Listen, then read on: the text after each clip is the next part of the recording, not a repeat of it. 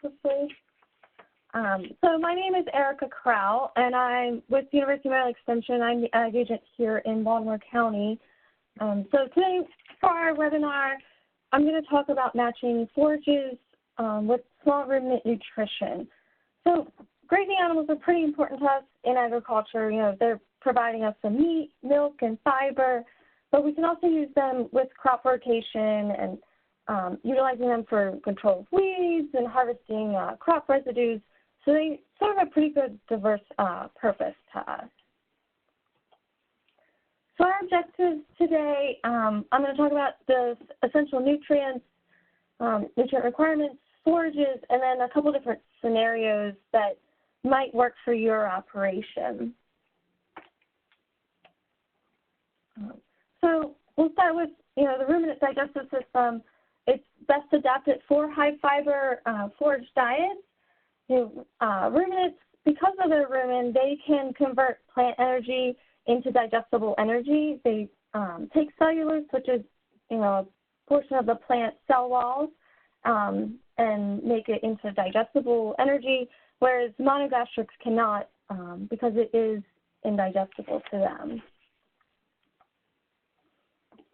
So our 5 essential nutrients, we're just going to go over the basics of it: water, energy, protein, minerals, and vitamins. So water obviously is the most crucial nutrient that of all animals need. It obviously varies by species, their stage of production, climate, is it hot, is it cold? And typically, right now, sheep and goats use up like 1 to 1.5 gallons of water a day.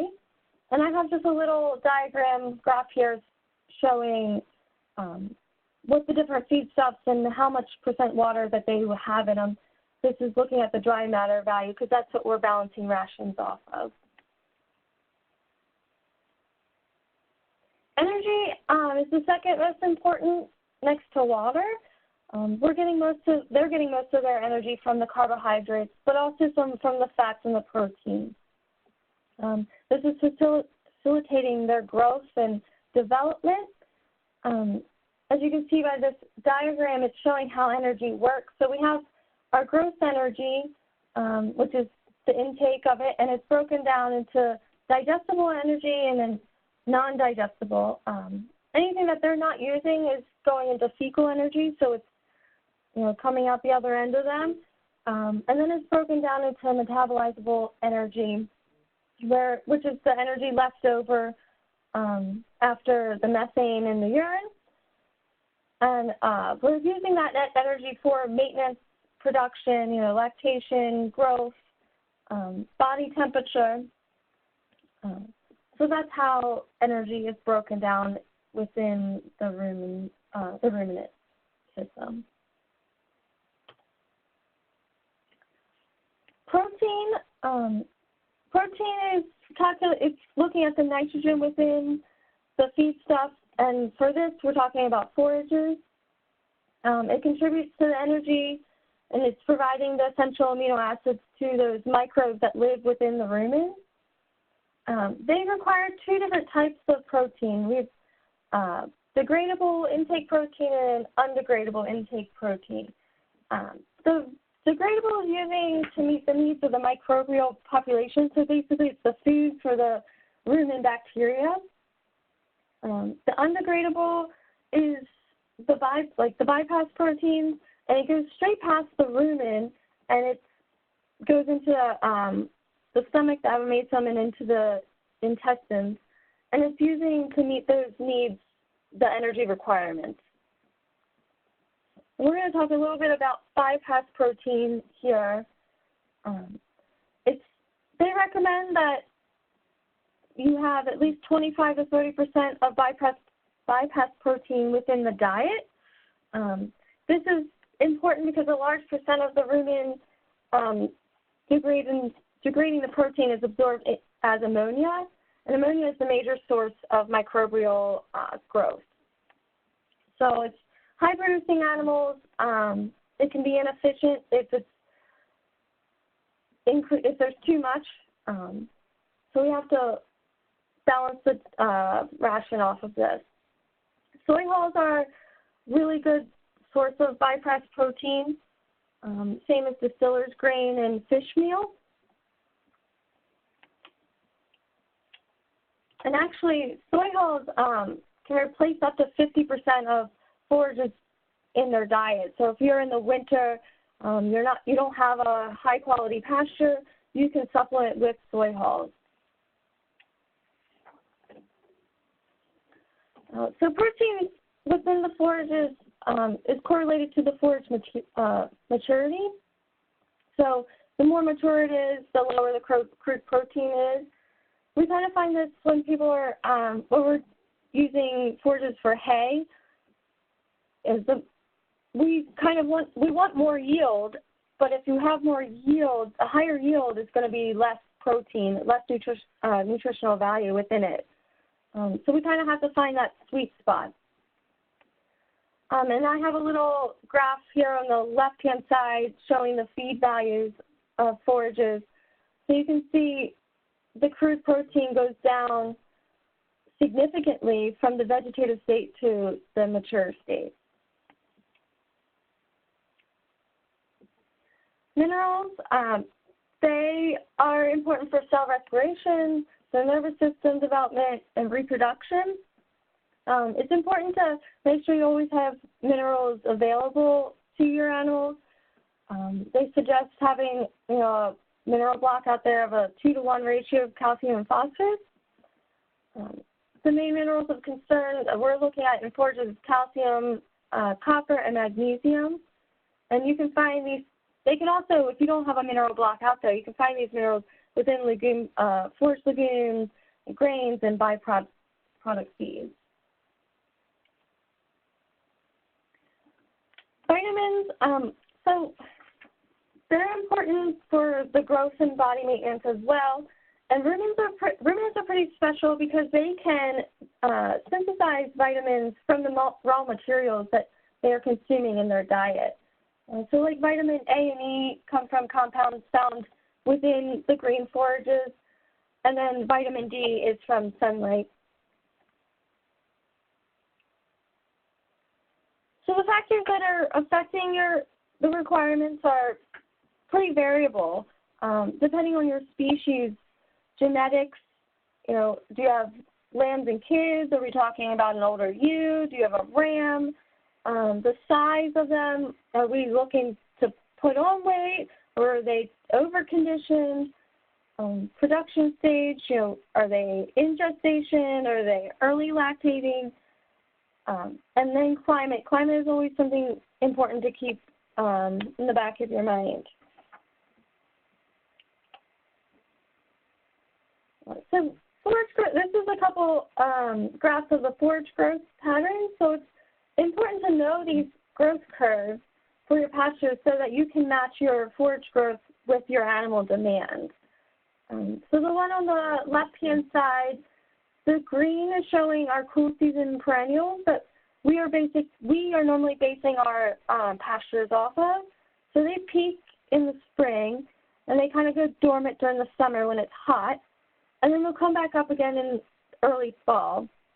This is when they start growing again early fall. It's a good time to start thinking about stockpiling, like your fescues.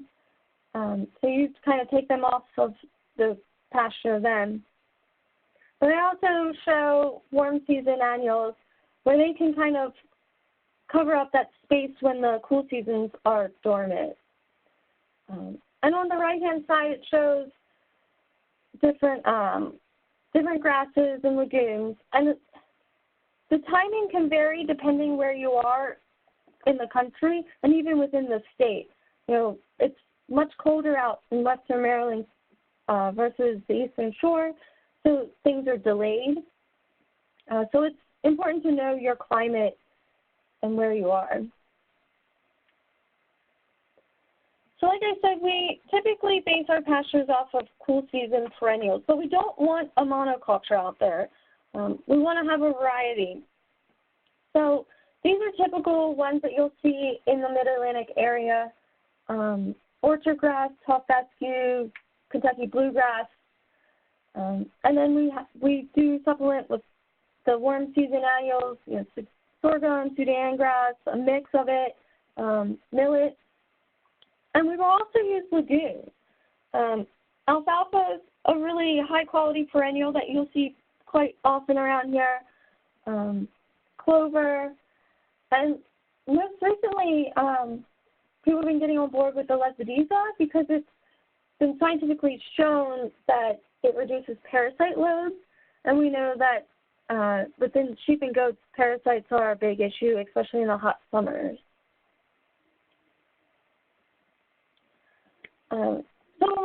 Before we put them out on this pasture, we kind of want to know what we have. So we need to determine the quality of it. So we can do forage sampling, and we can sample what they're going to consume, and then we can do the feces, sample the feces, and determine what they did consume. So sampling pastures, you want to do that before you put them out on the pasture.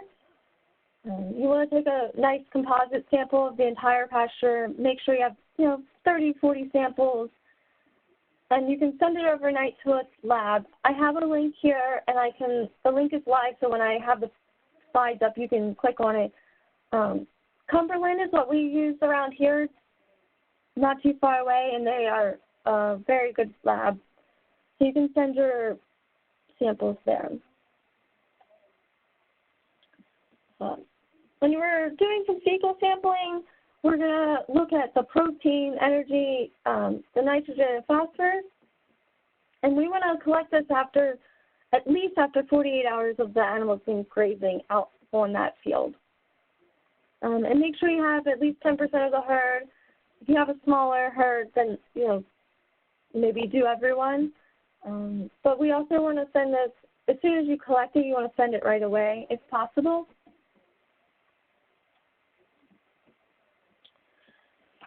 So when we're looking at our forages, like I said earlier, we want to synchronize the forage with what production stage we have. So we might have a breeding flock, but we also might have some lambs and kids that we're trying to grow and finish. So I'm going to show you a couple of scenarios, winter, spring, and fall. And we're going to look at the energy requirements because this is the bulk of what they need in their ration. So you're going to see this graph multiple times. The red, the taller ones are representing the ewes, and the smaller ones, the brown, is representing a doe. So in this scenario, we are looking at the winter time. We're lambing and kidding in January, weaning in March, and then breeding again, September, October.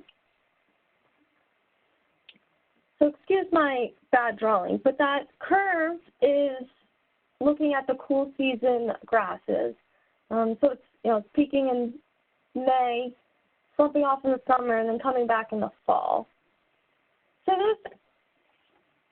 it's kind of hard with this because where those grasses are peaking is not where your sheep or your ewe or doe are peaking in their requirements. So you might want to plant a cereal, winter cereal, to extend some grazing. You also could possibly stockpile. The only thing with this is that you might have to still supplement, when you get into the deep, cold February, March, because the stockpile might not get you all the way through. But you can also supplement with grain, supplement with hay, but also think about considering planting a winter cereal crop.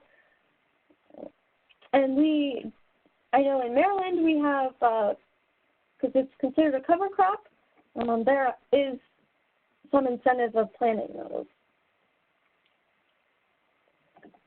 So we're going to look at the lambs and kids as well in these scenarios. The top line is going to represent the lambs, and the bottom, the orange line, is representing the kids. So we're weaning around March-ish, and again, this graph, the curve is the cool season grasses. So there's nothing really for them to eat in January and March. You're going to need to creep feed them, and hopefully you're selling them around Easter, at least by July 1st, so then you don't have to deal with the heavy parasite loads in the summer, and when it plumps off, you don't have to worry about that there's nothing for them to eat. So here we're talking about the spring scenario. We're going to lamb and kid in April, wean in June. Again, here are the graphs of it. So we're going to have a spring kind of flush of forages that's going to really meet the lactating female. And then you'll have a second spurt of growth in the fall for breeding. This is also a good time to stockpile the fescue to get you through late gestation.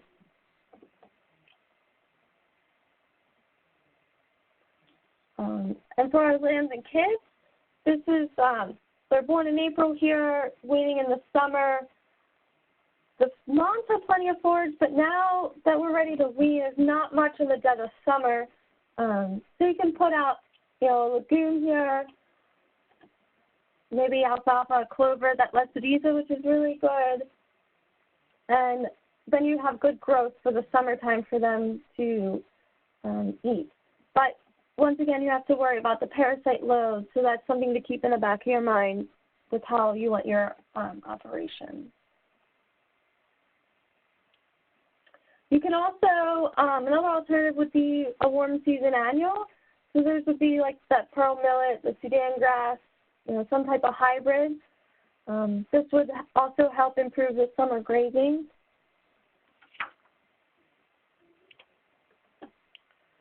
And then fall, we have a lot of advantages, but it's pretty challenging for us for the conceiving rate, because this isn't the natural way that they want for breeding. So we'll have plenty of forages in the spring, so you'll want to mow your pastures or use it for hay. But you can also, this is a good time to think about, stockpiling. You can have your legumes in the summer. And I don't have a picture of it, but brassicas are another great annual crops that will grow into the fall and winter. So you normally plant them around mid-August. And they'll provide like a late fall, early winter grazing. Brassicas are really high in protein. They normally are around 15 to 20% crude protein. They're highly digestible, and they're ready to graze within like 65 to 70 days after planting. And they're good until you get the heavy snow, but then the heavy snow and low temperatures will kill them all. So for these winter-born lambs, this is ideal for if you're looking for the Christmas market. You have that spurt of growth again in the fall, but if you don't sell them at Christmas, you're going to want to keep giving you something to graze after weaning. So this is where you think about the cereal grains again, the brassicas. So sometimes we're going to have to supplemental feed. This is when, if you're lacking something in the forage diet, depending on the weather, if we have a ton of rain during the spring and summer like we've been having, or if it's just horribly cold out. So you're going to want to think about supplement some of their forage diets. So here's some reasons why you might want to supplement. For the ewes and does, flushing to increase the nutrient intake prior to breeding season, hopefully get a higher lambing kidding rate. In late gestation, if you're in an accelerated breeding program. Lactation, if you're looking for a higher milk yield. The lambs and kids, this can help with, improving their growth rates, parasite tolerance. If you're trying to meet a deadline for a target market that you want. And then just in general helping develop replacement females. You also can see this as a carrier, especially with the Lesbedeza pellets for parasite control, coccidiosis control, and then minerals like we said earlier. So the use of supplemental feeding, you know, we might need to, the pasture intake needs to be reduced.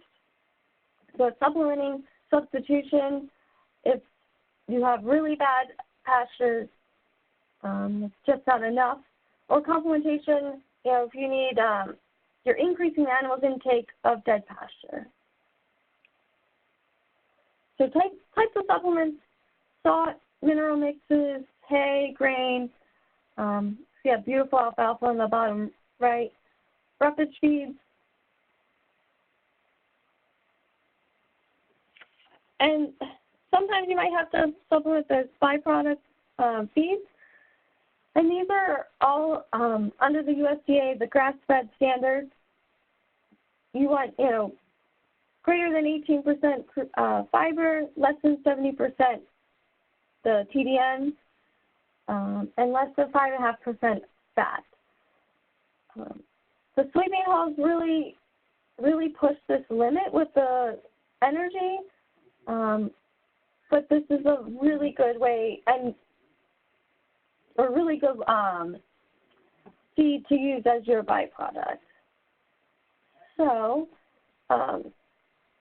with that, that's all I have. And these are resources that I use, and when we upload the slides, all the links are live, so you can use that. So, does anyone have any questions?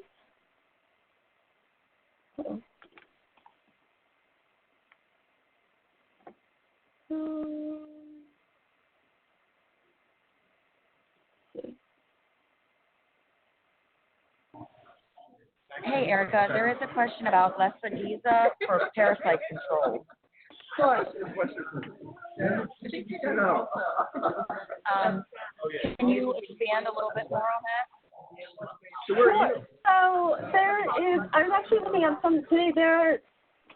I don't know 100% about it because it's a new idea, but they've been doing a lot of research, I think down in Kentucky, about there's two different strains, two different types that have been showing numbers that have been decreasing the parasites within the goats and sheep. And I can get the actual names of those and post them. I forget. Yeah, I can get the names of them.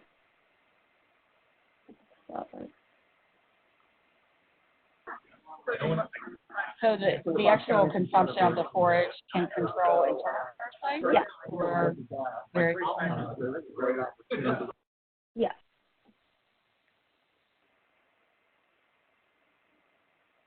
They have like a high tannin count in it, and that's what is controlling the parasites.